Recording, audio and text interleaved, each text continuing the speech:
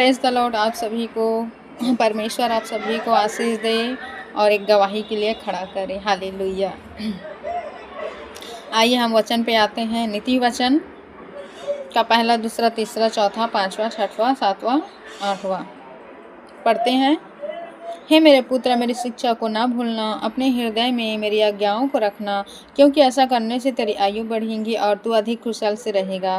कृपा और सच्चाई तुझसे अलग ना होने पाए, वरन उनको अपनी गले का हार बनाना और अपने हृदय रूपी पट्टिया पे लिखना। और तू परमेश्वर और मनुष्य दोनों का अनुग्रह पाएगा। तू अति बुद्धिमान होगा। तू अपनी समझ का सहारा ना लेना, वरन संपूर्ण मन से यहोवा भरोसा रखना। उसी को स्मरण करके सब काम करना, तब वह तेरे लिए सीधा मार्ग निकालेगा। अपनी दृष्टि में बुद्धिमान ना होना, यहोवा का भय मानना और बुराई से अलग रहना। ऐसे करने से तेरी शरीर भला चंगा और तेरी हड्डियां पुष्ट रहेंगी। हालेलुया, आमीन। धन्यवाद देते हैं इतना सुंदर वचन के लिए परमेश्वर ने हमें दिया। तो हमें क्या कहा है कि मेरी शिक्षा को ना भूलना, अपने हृदय में उस शिक्षा को बसाए रखना, है ना, क्योंकि ऐसा करने से तेरी आयु बढ़ेगी और तू कुशल से रहेगा। जब तू परमेश्वर की शिक्षा और भय से चलेगा, है ना, चलेंगे तो हमारी क्या बढ़ी आयु बढ़ेंगी और हम अच्छे से रहेंगे, क्योंकि परमेश्वर हमें हर चीज़ देता है, हर चीज़ हमें व्यवस्था करता है ना। कृपा और सच्चाई सबसे बड़ी बात है। कृपा और सच्चाई तुझसे अलग ना होने पाए, वरन उनको अपने गले का हार बनाना और अपने हृदय रूपी पटिया पे लिखना। देखो, हार किसको पहनना है ना। हमें क्या कहा है? कृपा और सच्चाई तेरे गले का,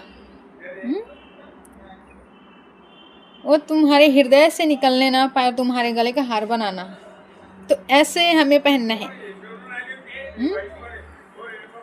तेरे हृदय रूपी पटिया में इसे एक हार समान से सजा के पहनना है ना।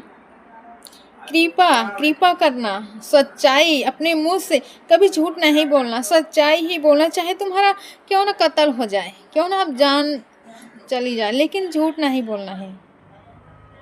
तो यही बोला है कि कृपा और सच्चाई तुम्हारे हृदय से अलग नहीं होना चाहिए, तुझसे अलग नहीं होना चाहिए। तो ये गांठ बांध लो कि कृपा और सच्चाई, है ना। और तू परमेश्वर और मनुष्य दोनों का अनुग्रह पाएगा। जब तू इस रीति से चलेगा तो एक यहोवा का और मनुष्य दोनों का अनुग्रह पाएगा, अनुग्रह। और तू अति बुद्धिमान होगा। ऐसे करने से तो क्या होगा? अति बुद्धिमान होगा और यहोवा भी तुझे एक अपना बेटा बोलेगा, अपना बेटा माने।